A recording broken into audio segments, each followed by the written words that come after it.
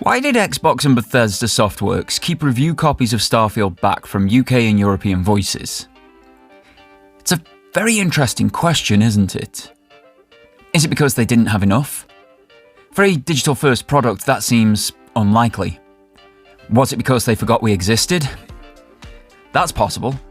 America crowns world champions for domestic sports, after all, having not taken on the rest of the world.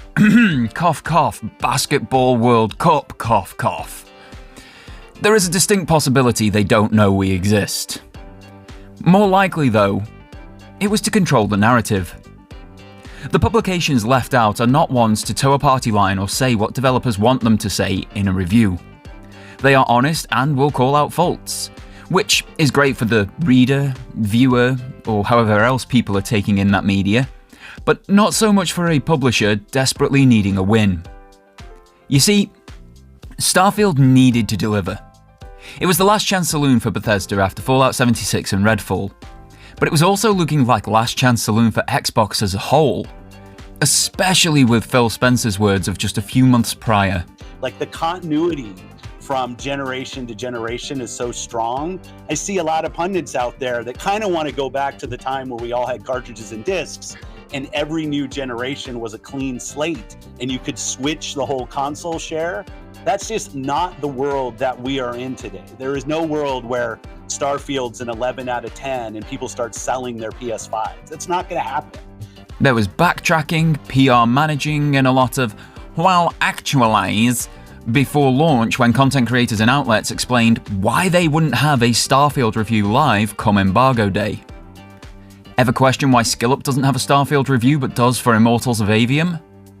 This is the guy that lambasted The Last of Us Part 2, remember? The Game Awards Game of the Year for 2020. Are you as a developer going to put a must-win game in his hands for honest review? Why were Eurogamers still working on their review more than a week after launch? A 6 out of 10 score should give you insight into that one. The Edge only got their review out a whole month after Starfield launched. Another 6 out of 10. As is a developer's prerogative, they picked and chose who they gave review copies to. But now that it's out in the world, the rest of us can finally get into the review process of Starfield and offer a view of it that isn't Bethesda curated.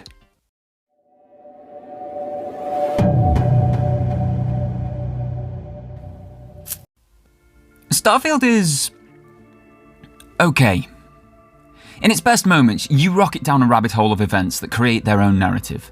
Events leading one into another, cause and reaction, creating an interesting, engaging, and often hilarious in one way, shape or form, unscripted confluence of events. In its worst moments, which is what I encountered more of, it is completely barren.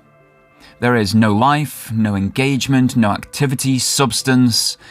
Essentially, nothing of anything that makes a video game a video game. I can't really put it any more succinctly than that. The two ends of the spectrum are so diametrically opposite to one another that the best descriptive word for it as a whole entity that I have available to me is meh. We said meh. M-E-H. Meh. One thing I should point out is that Starfield is not a bad game by any stretch of any imagination. This isn't Redfall 2.0. I'm not here to say don't buy it or don't play it. I'm not going to tell you it is bug-riddled or mechanically broken, that former one being a minor miracle with Bethesda. I'm not even here to tell you that the story is bad.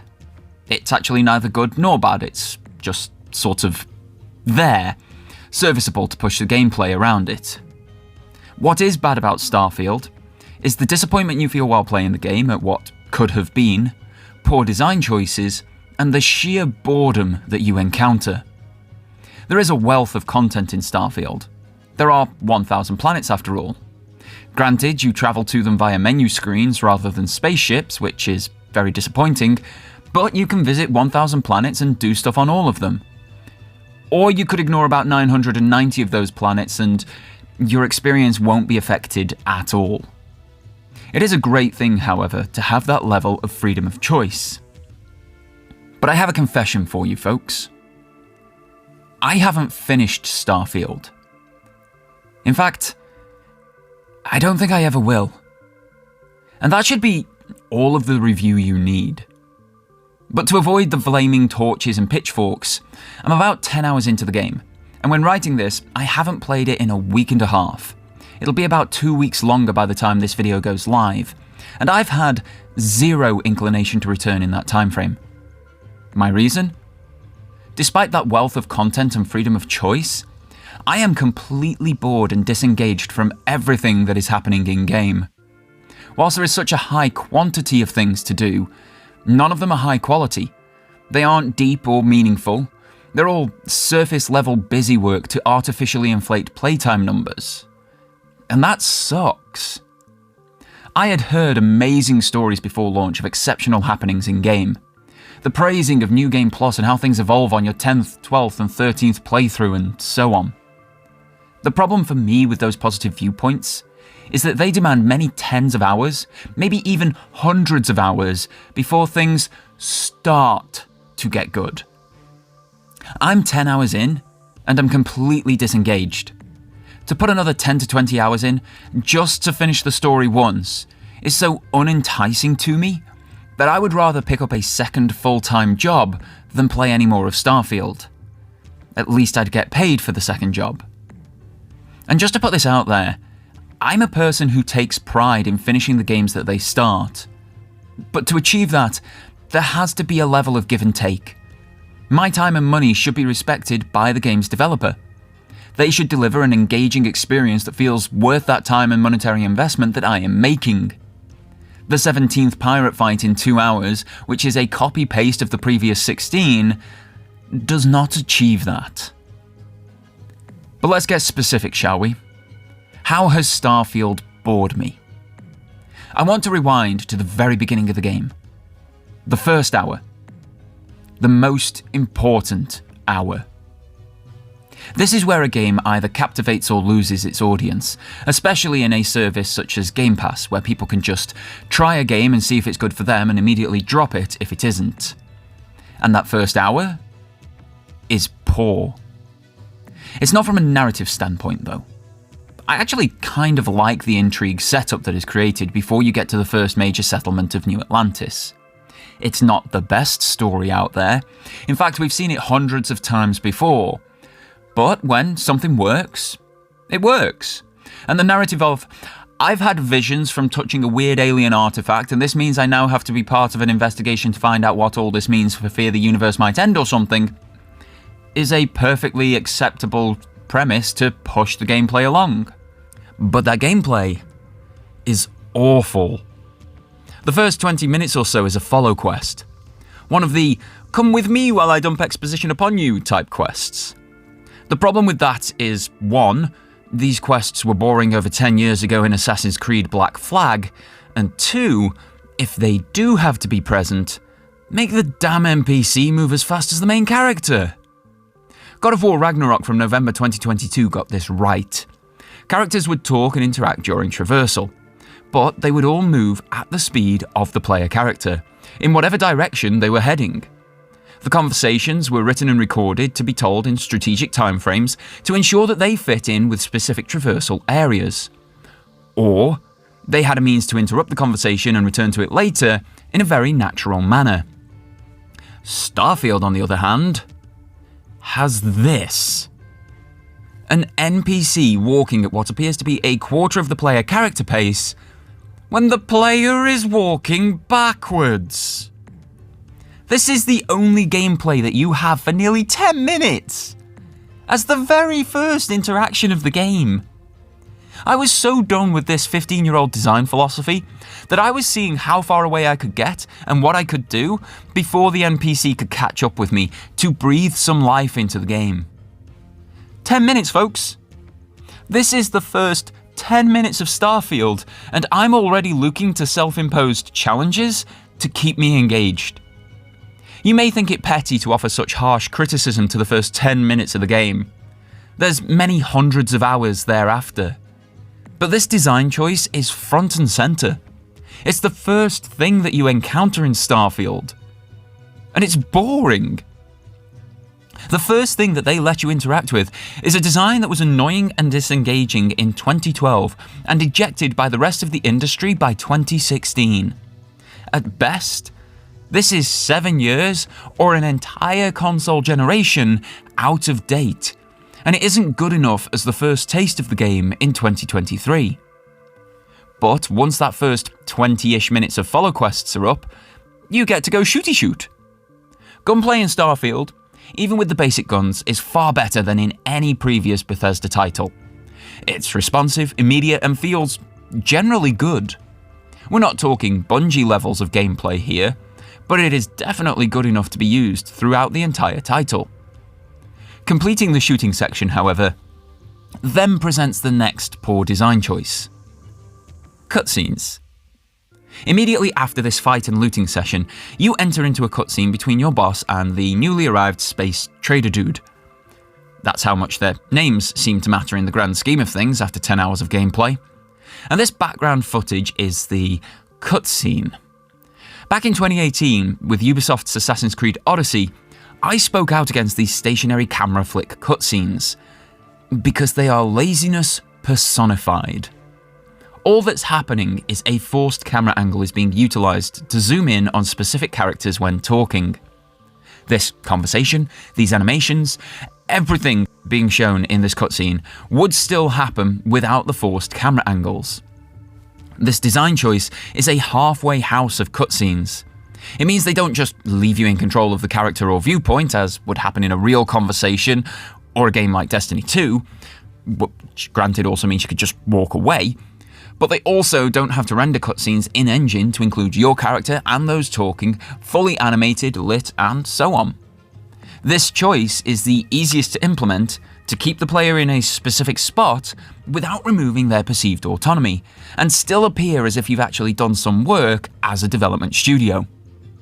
I hate it as the first cutscene that they present, let alone 10 hours later. The dialogue choices in this cutscene are all as arbitrary as in more recent Bethesda RPGs too, meaning they all lead to the same result, giving no consequences further down the line. Once that's all done though, you get your first spaceship and a robot partner. The robo partner is slightly faster than other NPCs, but you can still leave him behind on a jolly backwards jaunt. The ship is initially very cool.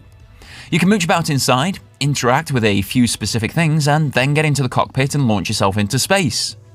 The first time is via a fancy cutscene, which seemed appropriate to start my character's journey. Those cutscenes, however, are incredibly common with takeoff and landing, so the initial one does lose its shine a bit when returning to it. Once in orbit, you are taught about the ship's systems and how to battle in space before being told to go to a different moon to chase down the leader of the group that just attacked you in orbit. This section is totally serviceable. The dogfights in space don't feel great, but nor do they feel bad. They serve their purpose and inject a bit of threat and urgency into the vacuum of space. But then you have to go to the new moon, which you cannot fly to. You could be in orbit over a planet, engage your engines and start moving towards it at a speed of 200 some form of speed unit, but you feel like you never get closer. Debris from dogfights is shown on your HUD as being meters away, and the speed to get there is slower than walking on a planet. To get onto the planet, you have to fast travel. Honestly, the point of the spaceship and associated mechanics being included at all is brought heavily into question in this first hour, when everything fun to perform with the spaceship is done via menus. That's right, you can only fast travel in Starfield. There's no ability to fly down to the surface to choose your own landing spot, which, granted, for certain locations makes perfect sense, but for 990 planets, does not. Each time you wish to go somewhere else, you have to navigate through 3 different menus. Every single time. One to get into the ship and take off. One to get into orbit over the new planet you are traveling to, then the final one to land. And there is a long loading screen between each different menu. We are on the 9th generation of home consoles with NVMe SSDs as storage here. We have seen games from this generation with massive open worlds load instantly. Yet here I am in Starfield, a marquee release for Xbox Studios, encountering what feels like 10 loading screens every hour. I have a loading screen to get into my ship, to get into the enemy base on the second moon I visit after that ship tutorial. Another loading screen to then exit onto the roof of that base. 2 loading screens to land on this moon in the first place, and 2 more to then land on New Atlantis. All of those loading screens are in a 23-minute segment of gameplay. 7 loading screens in 23 minutes. I don't think I encounter that many in Party Animals, another Xbox console exclusive title that is PvP based and has 4-minute rounds. Bear in mind that all of these issues that I have highlighted here are from the very first hour of gameplay and interaction with the game. There is some gunplay involved and some freedom to explore if you wish before entering the pirate's base. There's Todd Habercorn voicing the pirate leader, and having Natsu Dragneel appear anywhere is always a good thing. But in the very first hour of the game, they are the only 2 positives that I remember. That's the dissection of 1 hour. That's a lot said on 1 hour of the game. All of the issues that I have with it are fundamental design choices that persist throughout the entire title. There's a lot I haven't touched upon, like, why on earth is Y the jump button? Which fool came up with that? I haven't mentioned looting, which you actually stop doing an hour into the game because you're permanently over-encumbered and cannot fast travel when you are, negatively impacting the actual flow of the game, as every next step of a mission is fast travel to a new location. I haven't touched on the awfully sluggish camera, regardless of sensitivity settings. I haven't spoken about the incredibly dim AI, the obtuse menu design, the lifeless eyes of the characters. I haven't spoken about oxygen and CO2 management for, checks notes, walking and running. I haven't spoken about story, animations, crafting, persuasion. Essentially, I haven't spoken about anything outside of the video game basics. The basics here are poor, archaic, and disappointing. And given how they are presented front and center in that first hour, I would not blame any player for putting the controller down and never returning at that point. Because 9 torturous hours after that, it's exactly what I've done. I want to highlight one other egregious issue before I address the crowd who are currently shouting, "Well, you haven't finished the game, you can't review it," at the screen. And that is accessibility. This is the accessibility menu. You can turn subtitles on or off. By comparison, here is the God of War Ragnarok accessibility menu. A game released 10 months earlier than Starfield from Xbox Game Studios' competitor PlayStation Studios. This is not a small difference. It's astronomical. Xbox and Bethesda essentially said, with the lack of any accessibility features, that if you are not a perfectly able-bodied and minded gamer, they don't want you playing Starfield at all. You're not the sort of person that they like playing their games. That is discrimination. That lack of accessibility in 2023 is blatant discrimination against disabled people. And it is deplorable. This capture of this menu is the first footage that I caught of Starfield. I wanted to make a video right then and there, because this level of discrimination, at a cost of $70 to the player, is despicable. No matter what else I think, no matter the positives or negatives of the rest of this game, this menu alone should resign Starfield to complete irrelevance. Now on to the "you haven't finished, shut up" crowd. You don't have to finish a game to review it. Especially not if it's an overall negative review. Telling people why you stopped playing a game, why you could not make it to the end, is one of the most legitimate and realistic reviews going. People say, "Oh, you must watch XYZ movie, it's amazing," all the time. Or they'll ward you off another one with words like, "It's not a cinema movie." And it's the same sort of word-of-mouth response for gaming. That's all a review is at the end of the day, an individual's word-of-mouth report on something. To stop playing a game, you have to have met challenges in that title that any included positives could not overcome, so you could not continue playing. Relaying those feelings and challenges to other people allows them to then think on if the experience will be worth it for them, before they drop hard-earned money on it. As we're all brilliantly unique, your sorrows could be their joy, and your review still helps them massively. So don't decry someone for reviewing something that they haven't finished, as long as they can tell you why. Poor core concepts, archaic design choices, and shallow content throughout are why I personally could not finish even one playthrough of Starfield, and they're all valid complaints. Overall, I was very disappointed, and that is a sadly familiar feeling when it comes to Xbox AAA titles at the moment. Their AA's are smashing it out of the park. Their third-party exclusives are amazing, but their homemade AAA titles, the Halos, the Gears, the Redfalls and Starfields, everything outside of the Forza garage feels disappointing at launch. We're seeing great strides in Halo Infinite's PvP live service content right now, but we're 2 years after the launch of Infinite before the game is starting to get good, and the 10-year platform of single-player stories has seemingly been abandoned. At the same time, we can't be waiting 10 to 12 years for each new installment from these studios as we've done with Starfield. It's not a viable business or play model. 5 years have passed since The Elder Scrolls 6 were announced by Bethesda, a game Todd Howard says is still at least 5 years away. Skyrim, the last game in that series, was released 12 years ago in 2011.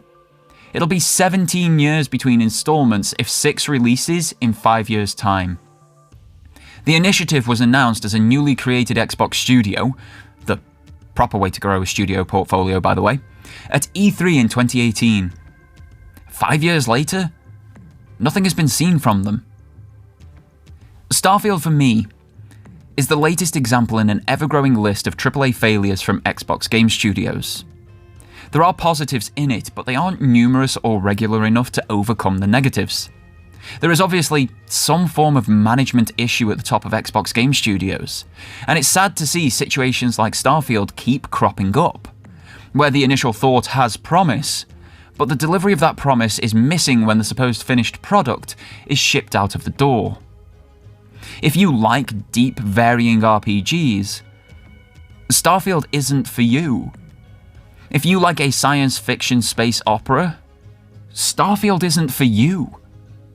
If you want something mindless, that is very easy to just plod along in while waiting for your next actually anticipated release, Starfield can definitely be that game.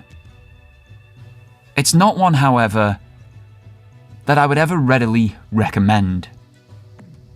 What I can recommend, however, is this video review of Final Fantasy XVI. Thank you all so much for tuning in. I hope you've enjoyed the video, and until next time folks, have yourselves a fantastic day, and take care.